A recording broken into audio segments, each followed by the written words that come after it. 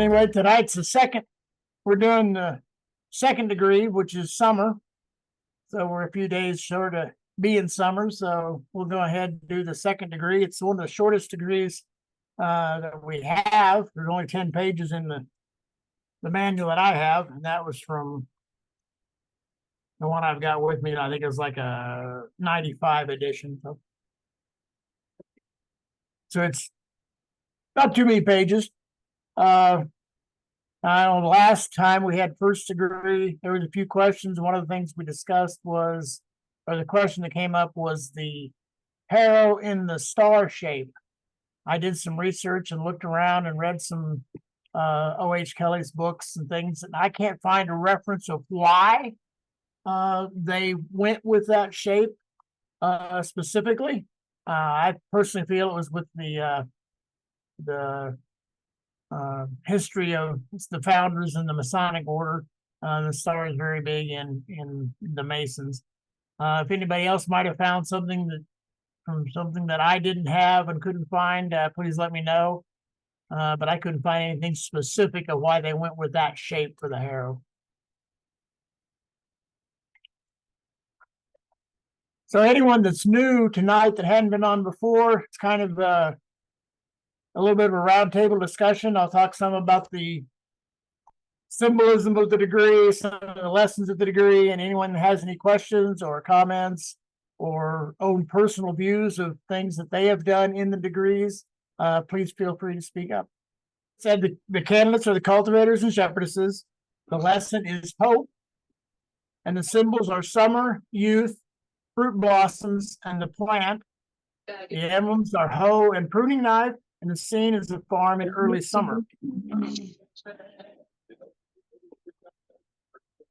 And the reason they go with, of course, with the agricultural theme and the seasons of the year in the summer for the 4 degrees is with our agricultural roots and Kelly's belief that we needed an organization to unify the farmers after the Civil War.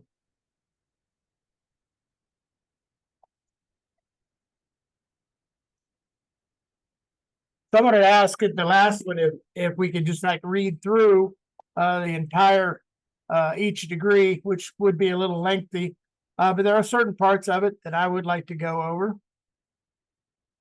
And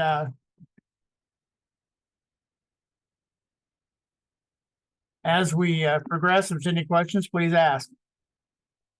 In the chaplain's charge in the beginning, it says, "Brothers, the springing seed teaches us to increase the goodness and the growing trees to aspire to higher and broader knowledge.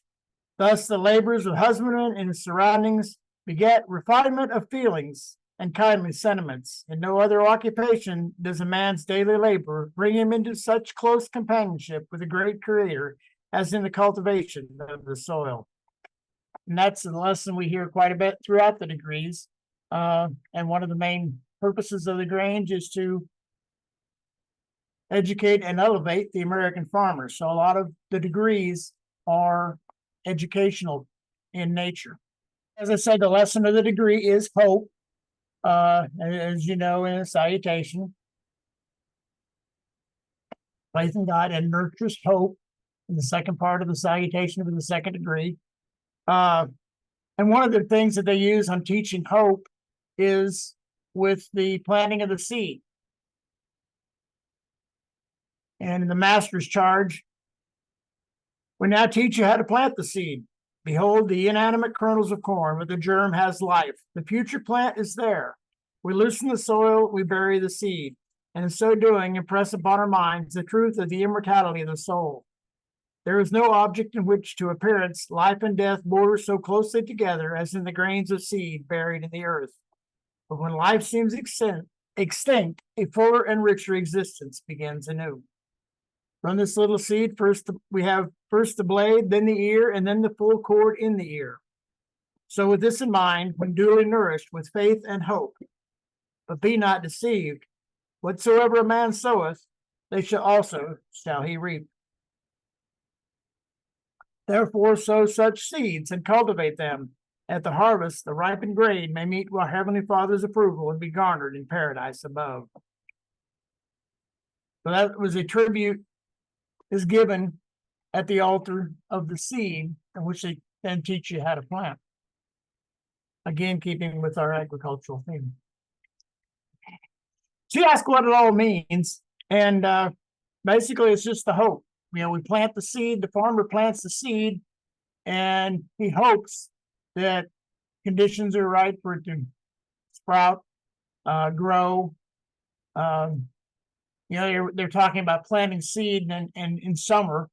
Right now, our corn's about 3 feet high around me, so I think planting, I assume more of what springtime, but in the spring they have basically the preparation in the first degree, and second degree is, of course, the planting, and then third degree is the harvest. So you don't have the growing season included in there, just the planting and the harvest. But that is your hope. The first degree is the faith. You have the faith that the seed will come up. And the second, once it does, you're hoping that it does produce a good crop. There's a lot in the degrees that if you listen to some of the charges, you'll also hear them later when you hear the installation. Different parts are taken from the degrees in the installation. The Pomona in the second degree says, "Let us remember that no tree bears fruit in autumn which does not blossom in the springtime. That life may be profitable, laden with good fruits, let all endeavor that youth be studious and virtuous, replete with the blossoms of observation and study." And that the Pomona says that in the second degree, but it is also included in the Pomona's charge during the installation of officers of the Pomona. Again, it is describing the educational purpose of the Grange. In our the tools that we use in this, of course, as I said, are the hoe and the pruning knife. And then the hoe, which is used to cut up the weeds and stir the soil, is emblematic of that cultivation of the mind which destroys error and keeps our thoughts quickened and ready to perceive and apply new facts as they appear, thus promoting the growth of knowledge and wisdom. So they're using the symbol of tools that they use on the farm to teach a valuable lesson of meaningful lesson of what it can symbolize. And it's to cut up the weeds, to stir the soil, which is also to keep us from, to destroy error and keeps our thoughts quickened. Pruning knife is used to remove useless and injurious growths from our trees, plants, and vines. Should remind you to prune idle thoughts and sinful suggestions, and thus keep your passions within due bounds and prevent your fancy from leading you astray after the vanities and vices of the world. Bear in mind that moral and mental worth rank before worldly wealth or honors, and that as a worthy cultivator or shepherdess in our glorious fraternity, you can justly claim to belong to the true nobility of the land. So there it's telling us the pruning knives to cut out bad thoughts, to keep yourselves, basically to keep yourselves unspotted from the world, as we have in our closing of our regular meetings. Roger. Yes. Interestingly enough, the part about keeping your passions within due bounds and your fancy from leading you astray after the vanities and vices, that is reminiscent of Masonic degree work. Very, very reminiscent. I forget which degree, since it's been a long time since I've done the Masonic degrees, of which there are 3 in the Blue Lodge. But that line is almost verbatim out of one of the degrees. Thanks for letting me know, because I'm not familiar with the Masonic any of the Masonic degrees, since I've never been involved with the Masons. So I'm glad that someone's on here that's able to tell us some of those similarities, because I've heard before there are a lot of similarities in our degrees and their degrees. And yeah, where ours come from agriculture, theirs from stonemasonry and the building of the figurative temple of your heart to better yourself as a person. But yeah, it's using different allegory to come to the same general improvement of the self. Yes, that's like I said, the several founders were Masons as well, so they've derived some of our teachings, worded them differently to make them agriculture related instead of stonemasons. So thanks, Robert. You're welcome. And they also, in the second degree, is that's when you first receive your declaration of purposes. And I think they do that. You at the first degree, you get a little bit of a idea of what the Grange is about. And the second one, you get the declaration of purposes. So they give you that chance to study those before you move on to the third degree. And of course, they say they strongly urge you to read the declaration and thus familiarize yourself with its contents. And I think that's one of the most beautiful documents there is in the Grange is the Declaration of Purposes. It really describes the Granges and how our thoughts and feelings are towards pretty much everything in general, or at least how they should be. Roger? Yes, Heidi. Question. Would you recommend if you're doing like the degrees that you would take like a longer time? Because like in my Pomona, we used to do all 4 degrees in the same day with no breaks in between. So I'm just curious, would you recommend them having a break just because of having time for them to read over the declaration? Maybe a little bit of a break. I know a lot of times when I've gone to some states, they'll do all 4. They'll start like around 10 or so with the first degree and then the second degree, and then they'll break for lunch. They'll do a lunch and give people a chance to maybe look over the declaration. And then they'll do third and fourth after lunch. I've seen that quite a bit. I mean, if you're doing all 4, say if you started like at noon after lunch and did it in the afternoon, maybe take 15-20 minute break between second and third, just at least give them a chance to kind of browse over it real quick. Like I said, I've seen a lot of times where they'll do a lunch break, but I think maybe a little bit of a break. Plus, that gives you a breakup of the day, so you're not the full time, dividing it in half. Usually need a little break then anyway. Okay, thanks. Thank you. Yes, Pete. Isn't the Declaration of Purposes the only document that's never been rewritten, tampered with? And it has been. It's been changed. There's something that has not been changed. I think it's been changed slightly. I think like the preamble to the Declaration has stayed the same. There's been a few things that's been added here and there. Basically just some clarification and modernization, but for the most part, it hasn't changed much at all. I think that's what it is. The preamble has not been changed. Yeah.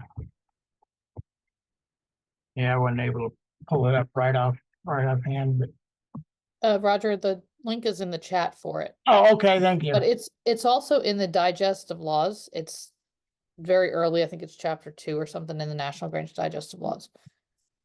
It's I think you're right. I think it's in chapter 2. Profoundly impressed with the truth that the National Grange of the Order of Patrons and Husbands should proclaim to the world its general objectives, are hereby unanimously make this declaration of purposes. General objectives, united by the strong and faithful tie of an agricultural fraternity, yet welcoming all of good moral character to membership with mutual resolve to labor for the good of our order, our country, and mankind. We heartily endorse the motto, in essentials unity, in non-essentials liberty, and in all things charity. So that's the beginning. Oh, there you go. Thank you. Of course, that tells us, lets you know that Grange is nonpartisan. Even though we highly encourage you to be politically active, we don't choose sides in our Grange meetings. I know a lot of Grange members are serve on city councils, township boards, legislators. and, state and a few at national levels as well. So we do encourage you to be active, not just to sit back and watch, but to take an active part in politics. But we don't discuss specific sides, so to speak, in our meetings. And Roger, that file is in the chat as well. People can download it. Okay. That's That's good. 8.5 by 11. You can print it at home. And you can print those off, if you're doing a degree work, you can print those off from National, so you don't have to worry about, ordering them and getting them in time. You can just print what you need, and have them on hand, either black and white or color, whichever works best for you, but that way you can give them out at your degrees, at the end of the second degree. And you can print your own copy, so you got to print your own references as well. I said that got us through. It's a very short degree. First is one of the longest ones. The second is probably the shortest one. It didn't take long to go through all the highlights of that degree. I know there's some degree days coming up across the nation. Kansas is having one here in a few weeks. I attended Oklahoma's early in April. They're doing one, several states, I believe, up in Michigan in August. First part of August is doing one. They're inviting several of the surrounding states because it's down in the southern part of Michigan. They had called me and asked if I could make it. I'm going to try to be up there to kind of help, maybe with explaining some of the degrees. They said, "Do we have someone that can do it?" Chris Johnson says, "Oh, I'll just call Roger." So I was able to go up. They're going to do that, I believe, on a Sunday afternoon. So anyone that's close to the like Illinois or Indiana, Michigan border might check with them. And I believe that's August 4th, Michigan Degree Day. So Sunday, August 4th. So you check around if you're close to that area and like to see the degrees and haven't seen them for a while. Please stop in. Roger, I had a question that was sent to me a couple weeks ago, and so I'm bringing it up here because I think it's an interesting question. That is, could we ever see the degrees on Zoom or online?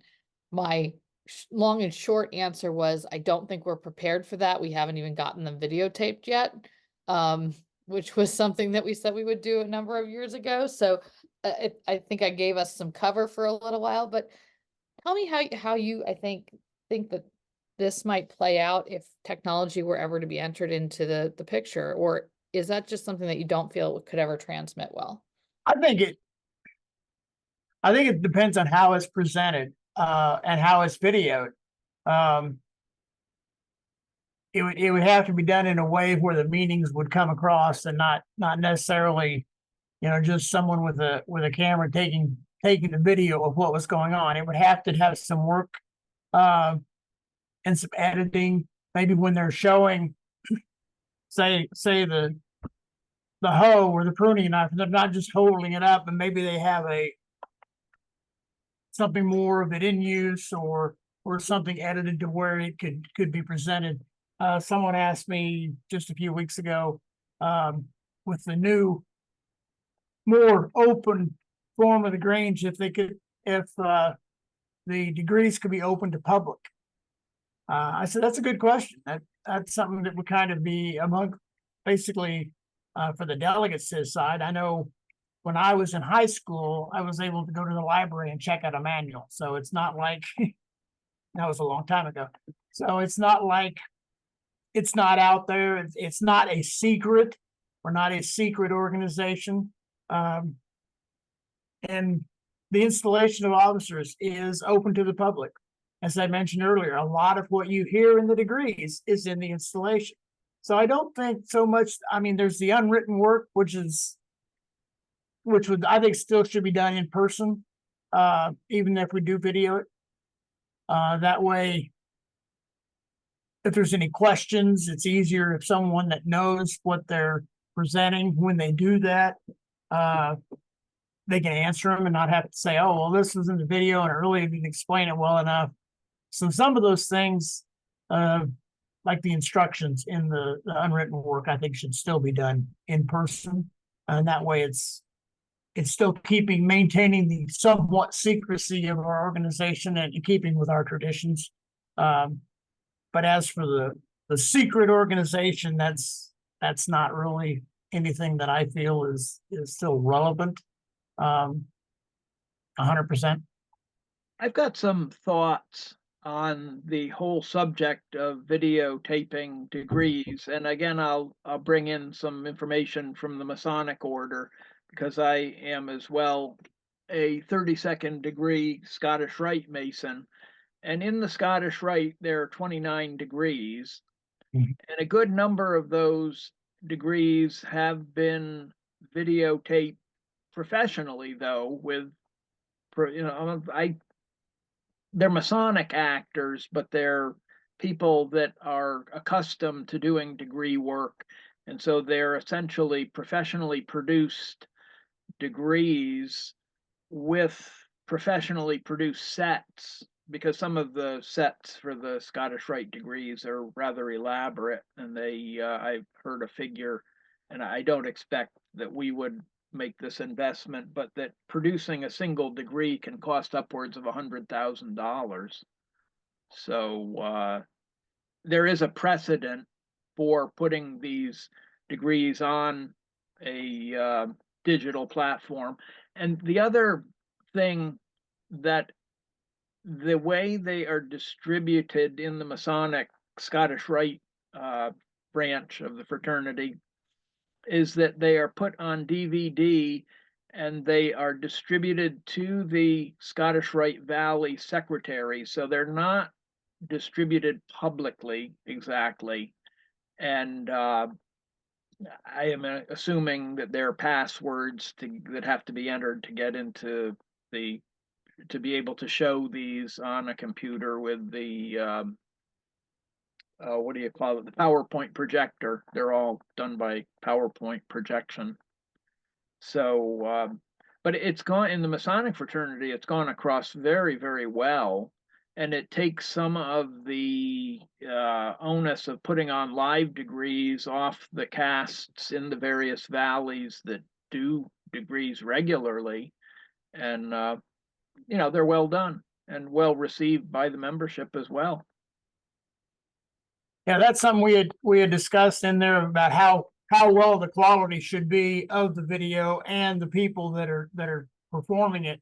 And as you mentioned, it was done by professionals, so that it came across and you didn't lose any of the meaning, because the people that were doing it were familiar with the degrees and presenting them, so that they could give the true feelings and meaning behind the degrees in their performance. I know that 100,000 is something that I've heard up to and including that amount in doing some of the degrees. We've looked into, there's questions about for archival purposes with the costumes of the 7th degree. And we've looked at maybe universities with a film, to have a film program in a university, which will maybe greatly reduce the cost, but would still have a very well quality produced video. So it's options out there of maybe reducing those costs where you don't have to actually go out and hire a professional film crew, but you get pretty close with a college class film crew. Yeah, I think there's options. Yeah, there's options, and we've looked at it. I think, budgetary has been a lot of why we haven't produced the When ones. I heard what I heard about Scottish Rite, I can understand. Yeah, but I think it's still something that we could, and even if we can't do all of them, maybe budget to where over a 4 or 5 year period of one a year until we have all of them done. And be glad you don't have 29 degrees from which to choose. Yeah. Yeah, that's true.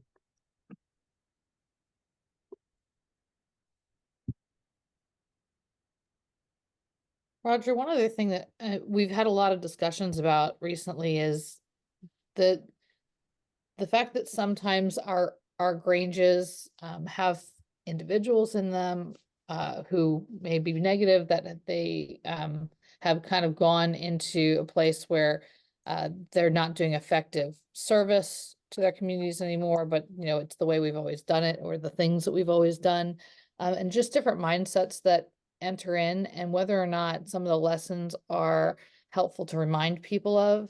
I jokingly always say my favorite implement is the pruning knife, because some of the stuff is injurious growth, right? But how do you feel like us talking about some of these topics through degrees and lessons can help us get back to the core of Grange, which is being good to one another and meeting in fellowship and serving our community as well? I think we've kind of gotten away from doing the degrees like we used to. And there are important lessons in there, as you've mentioned, of getting back to those important aspects of the Grange and what we're truly all about.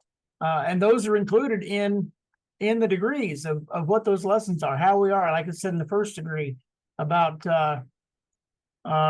care of animals, and you know, the animals in our care, how well we take care of them, and goes along with the farming, as well as the analogies of how you focus on the hope in this degree of the planning. I mean, that goes into all aspects of life, not just agriculture. You always have the hope, you always have the faith. Like I've always said that, referred to as the degrees as life lessons through agriculture. And there are very good lessons in there. I mean, and we'll get into them when we're talking about the axe and through repeated blows. So it goes along with the, if at first you don't succeed, try again. As line perseverance, keep at it. Just because you don't succeed the first time, keep going. How you treat one another. Even the closing of the regular meeting, keeping ourselves unspotted from the world. Some people think keeping hidden so nobody sees us. No, it's like the keeping ourselves clean, our image clean, and not blemished or spotted. But a lot of that came from after the Civil War, helping the fatherless and the widows.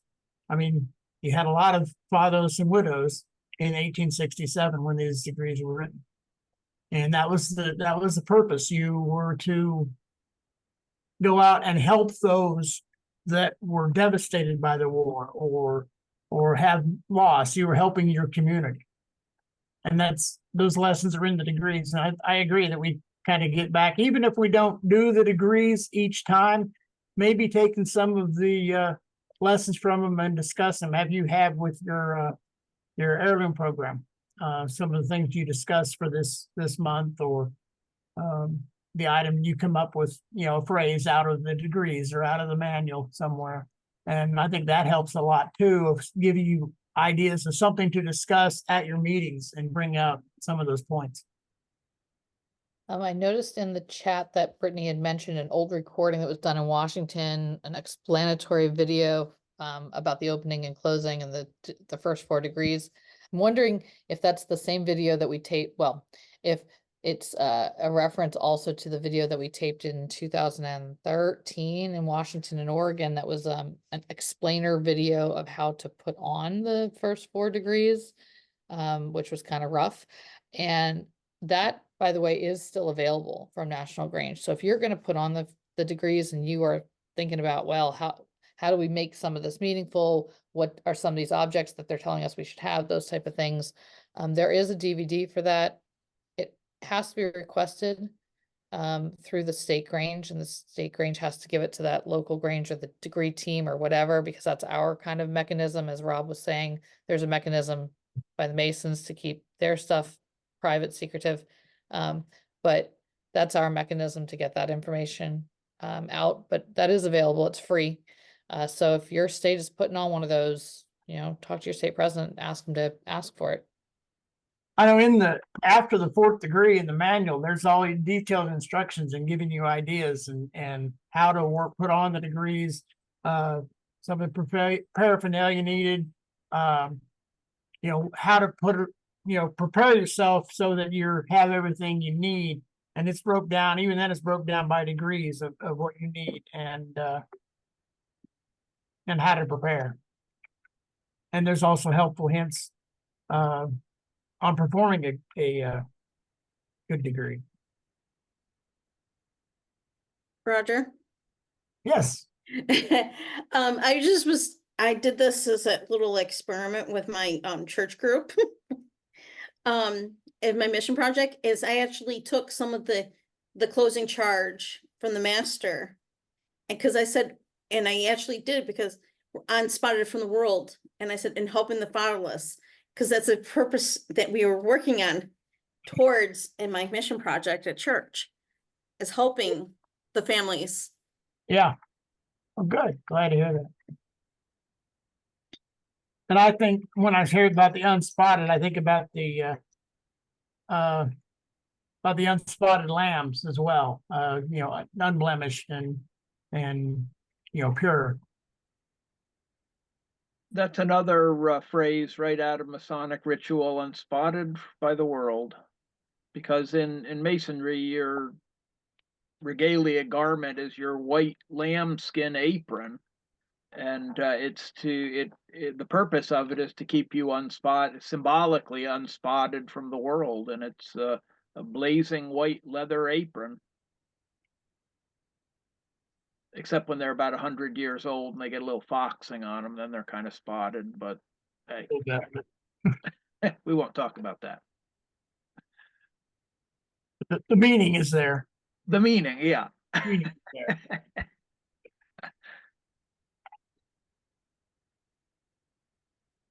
So I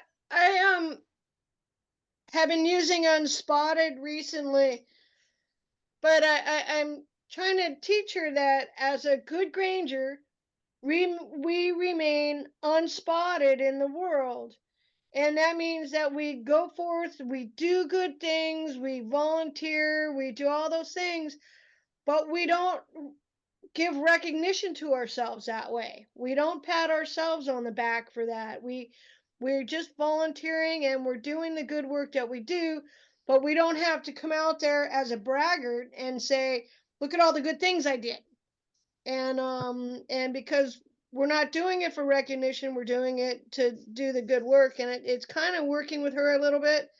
But that's just another thing of remaining unspotted, is that we go out, we do good things, but we don't really draw attention to ourselves for the things that we do. And that's how I've been using it lately.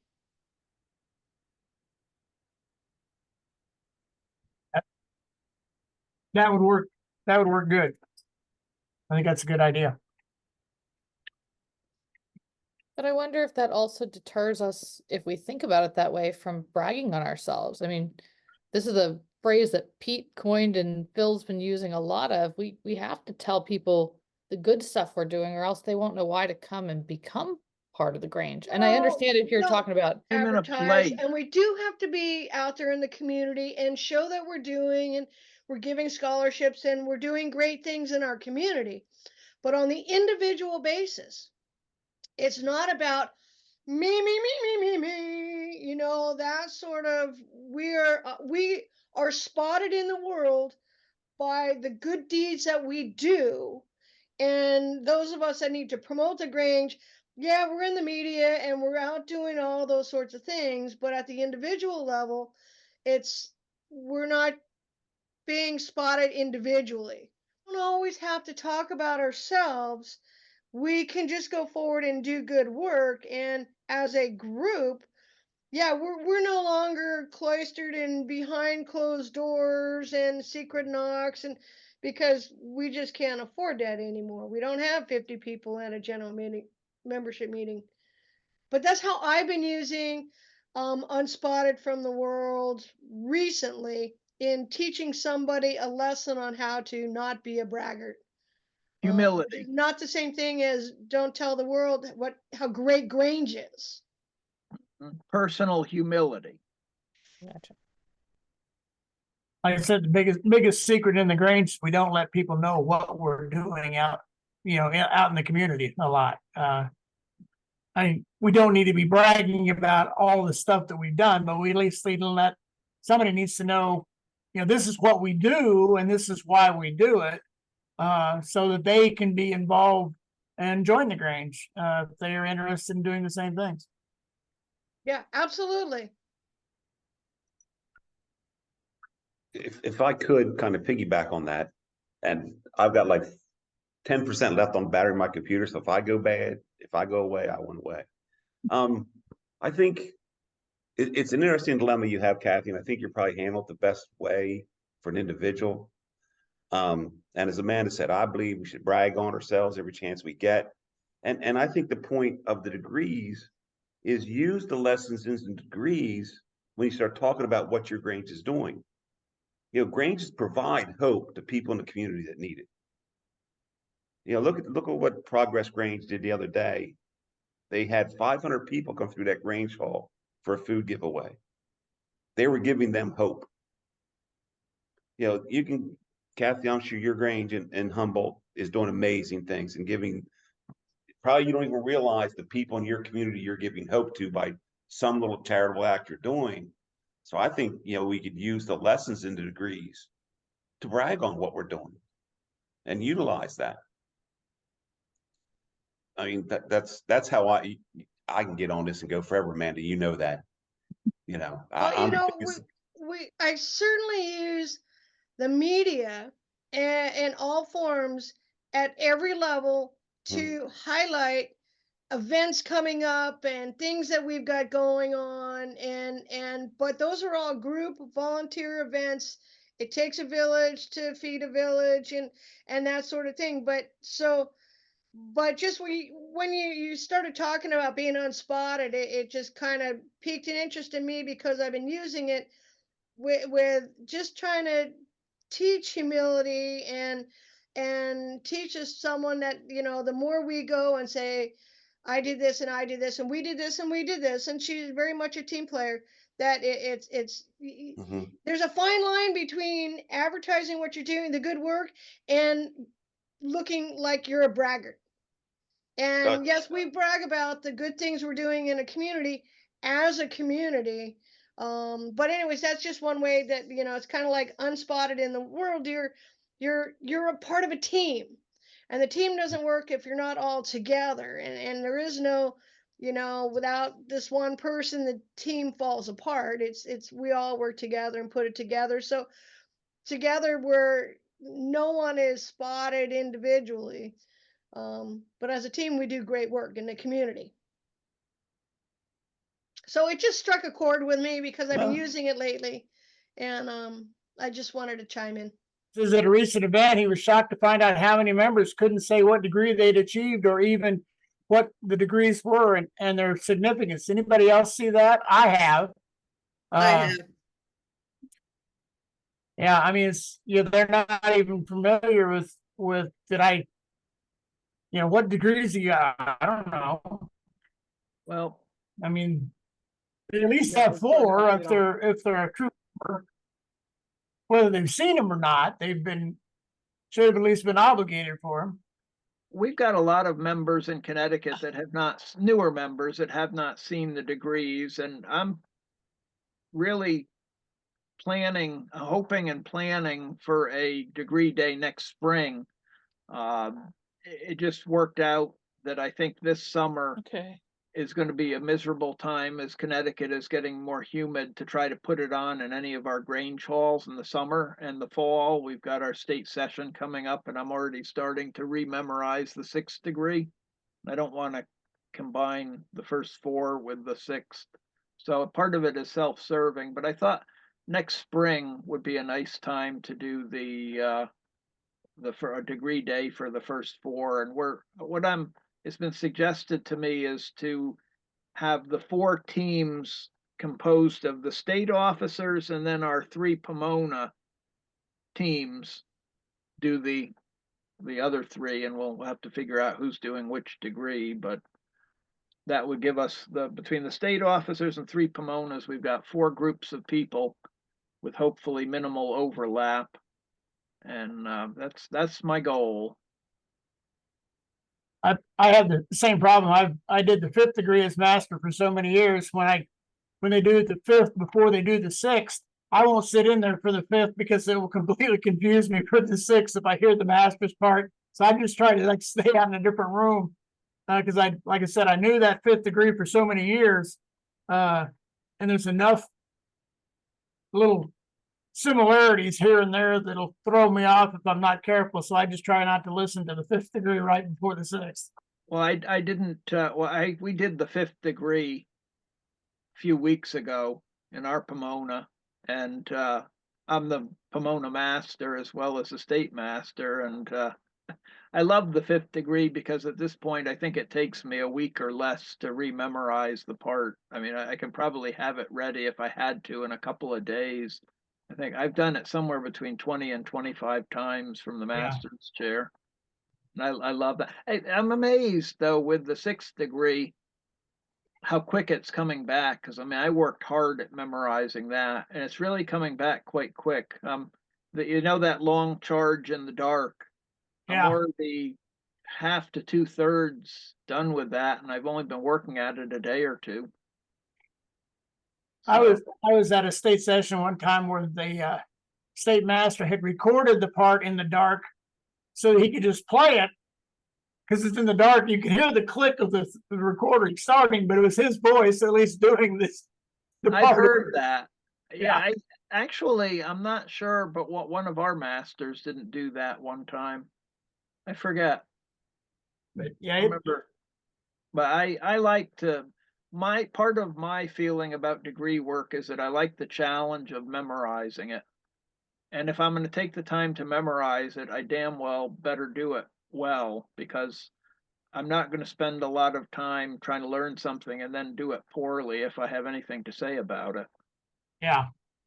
I mean, even if you don't have it memorized, if someone has read over it several times so they can at least put the feeling into it and the meaning behind it, as long as they're familiar with it, I think it works good. I mean, it works really good if it's memorized, because then you can add things to it, emphasis to it where you need it a little more than just reading it. But you can tell the people that have read it a lot and still know what they could probably do it by memory if they put their mind to it, because they've done it in times. But you can tell the ones that are reading it once a year and the ones that are familiar. Yeah, I think I took about 2.5 months to learn it, and I just like ritual. I mean, there was a period where I was active in the Masonic Lodge, and I'd be doing all 3 of those degrees and all 4 of the Grange degrees and the 5th degree all in the same period of months, and I somehow kept it all straight. I don't quite know how, but I did. It finished, I think from January to May, I was just memorizing that year. It was about 20 years ago. Of course, I was 20 years younger. That helps. Coming up on an hour. Anybody have any questions? Well, I just wanted to say that I'm really thankful and excited about these 4 degrees, and because when you get through the obligation ceremony and it says, and the next year you should learn about these first 4 degrees, and then we didn't have any resources, we didn't have the knowledge of those degrees themselves, and so and not doing these rituals and having a lot of folks that are new to Grange and all that sort of stuff, that this is just giving me a lot of background and insight into the degrees, because the first time I witnessed the first 4 was in Sparks a couple of years ago when they did I've seen the 5th and the 6th before, but the first 4, that was the first time that we saw those. And So I'm really appreciative of this forum that we're seeing more and more of these kinds of things. But I'm hoping to be able to attend the next 2 degrees, and then. That's kind of the goal I had of putting this together, was the people that haven't seen the degrees, or the people that have that still have questions. And not only that, but to get ideas from other people on a forum like this, so that they can get ideas when they do their own degrees as well. So I'm glad to see that this is helping some people. I have to say that what I always thought of during degree time was that in the beginning, I would find that from one time of hearing or witnessing a degree to the next, the first 2 or 3 times it was like listening to something entirely new. But after I had heard the degrees 4, 5, 6 times, you could really stop and start to listen to the degree and appreciate the message in it, instead of just trying to listen and remember what was being said as you were there witnessing it. And the more often you hear them, the more familiar it is and the more meaningful it is. And then you get to a point where every time you hear it, you appreciate a new little point here or there. And I got said before, if anyone has a chance to get a manual and just read the degrees, just the things you'll find, because a lot of times if you're doing the degrees, you know your part and really are concentrating on that and not necessarily seeing or hearing the other people's part, and might miss some of it. But if you can just sit there and read it, and even then read the instructions of how to prepare for the degrees, there's a lot of meaning there that you can pick up that you don't always hear just watching the degrees.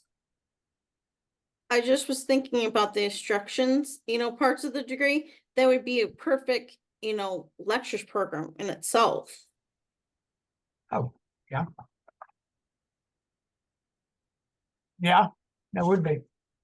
And then at the end, you may come up with like a little, quite fun little 5-second quiz or something. Because my Grange likes to do quizzes, so.